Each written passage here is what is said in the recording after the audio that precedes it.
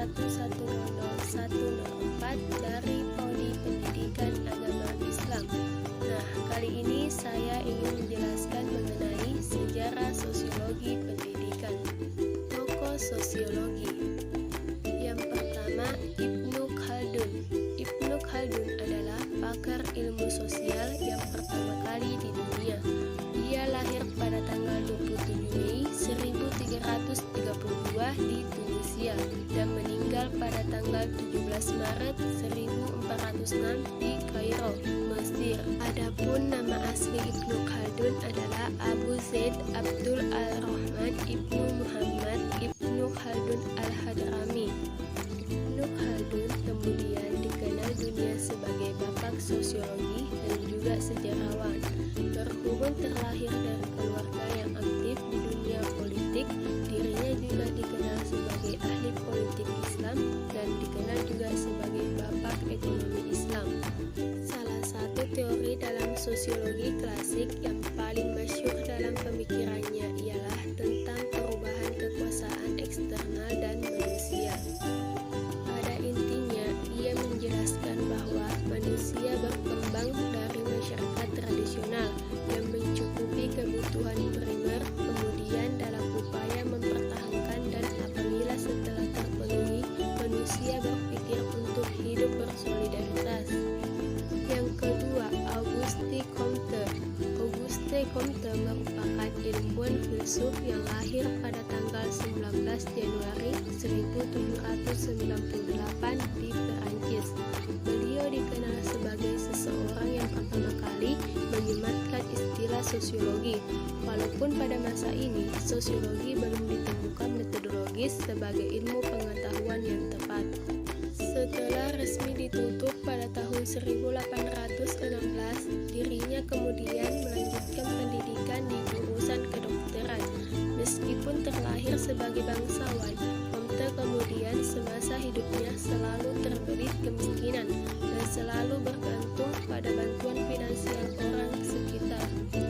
Akan tetapi yang pasti manfaat jeripaya Comte inilah sosiologi dianggap sebagai ilmu pengetahuan yang akhirnya ia dikenal sebagai bapak sosiologi. Teori yang dikemukakan oleh Comte dari sekian banyak jumlahnya, salah satunya ialah tentang perkembangan manusia, yang menurut Comte perkembangan manusia ini melalui fase 3 tahap, antara lain ialah teologis, metafisik, dan positif. Yang ketiga, Herbert Spencer. Herbert Spencer merupakan seorang ahli filsuf yang berasal dari Inggris.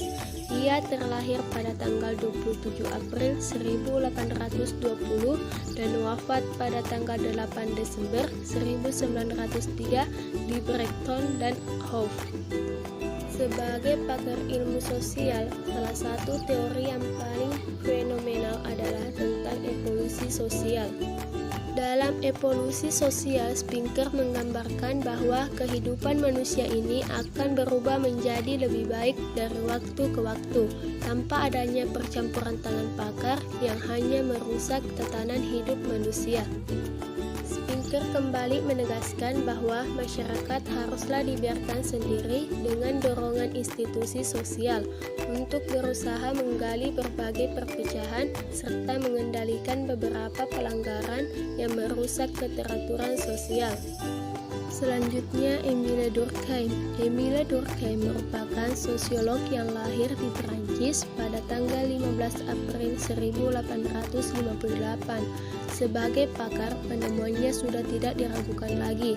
Bahkan berkatnya terlahirlah Fakultas Sosiologi pertama di sebuah universitas yang berada di Eropa pada tahun 1895. Salah satu pemikirannya ialah mengenai struktur sosial dalam masyarakat.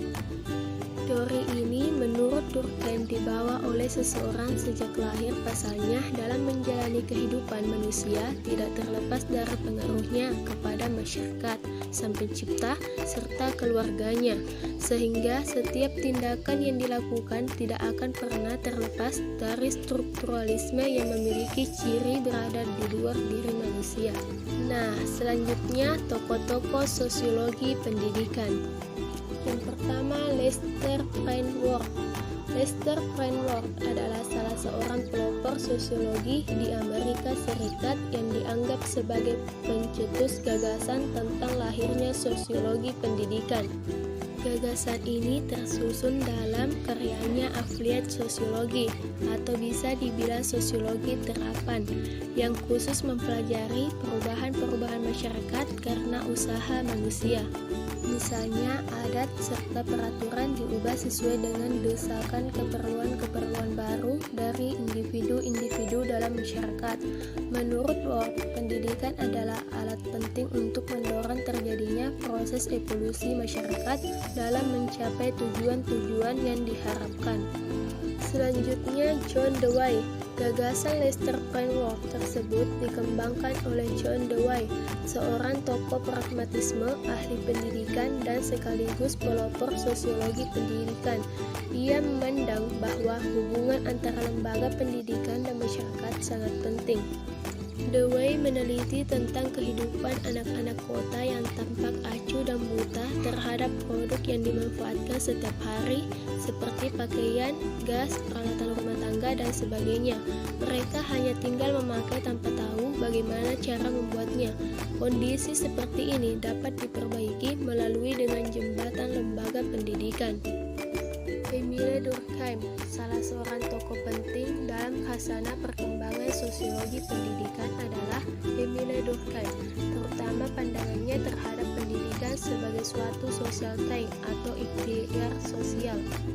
Atas dasar pandangan ini, ia mengatakan bahwa pendidikan itu bukanlah hanya satu bentuk, baik dalam artian ideal maupun aktualnya, tetapi bermacam-macam, dan keragaman bentuk yang dimaksud sebenarnya mengikuti banyaknya perbedaan lingkungan di masyarakat sendiri. Karl Mannheim. Dalam perkembangan selanjutnya, Karl Mannheim sebagai sosiolog yang memasuki dan menekuni dunia pendidikan, memandang bahwa pendidikan adalah sebagai salah satu elemen dinamis dalam sosiologi. Ia menyatakan bahwa ahli sosiologi tidak memandang pendidikan semata-mata sebagai alat merealisasikan cita-cita abstrak suatu kebudayaan atau sebagai alat transfer keahlian teknis, akan tetapi sebagai suatu bagian dalam proses mempengaruhi manusia. Selanjutnya, George Weiner.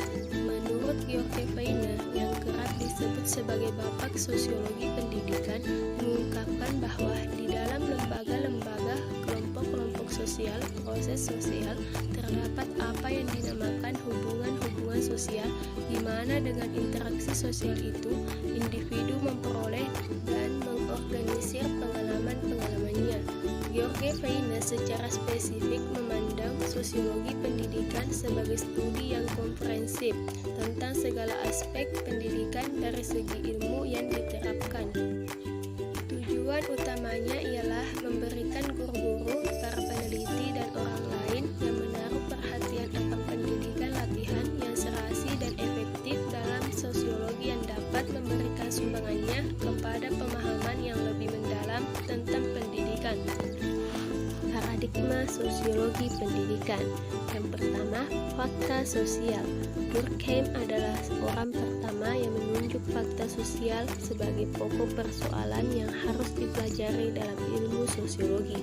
Menurut Durkheim, fakta sosial dipahami sebagai barang sesuatu atau thing yang berbeda dari dunia ide yang menjadi sasaran penyelidikan filsafat. Fakta sosial tidak dapat dipelajari dan dipahami dengan hanya melalui kegiatan mental murni atau proses mental yang disebut dengan pemikiran spekulatif. Untuk memahaminya, perlu dilakukan penelitian empiris, sama halnya dengan ilmu pengetahuan alam atau natural science dalam mempelajari objek studinya. Selanjutnya, definisi sosial. Max Weber sebagai tokoh paradigma ini mengartikan sosiologi sebagai suatu studi tentang tindakan sosial antar hubungan sosial.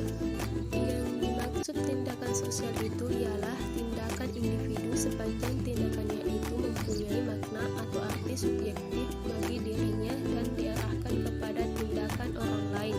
Misalnya, tindakan seseorang melempar batu ke sungai bukan tindakan sosial, tapi tindakan tersebut dapat berubah menjadi tindakan pengembangan sosial kalau dengan melempar batu tersebut meninggalkan reaksi dari orang lain seperti mengganggu seseorang yang sedang memancing. Selanjutnya yang terakhir, perilaku sosial. Paradigma perilaku sosial, behaviorisme ini adalah B.F. Skinner yang memegang peran penting dalam pengembangan sosiologi behavior.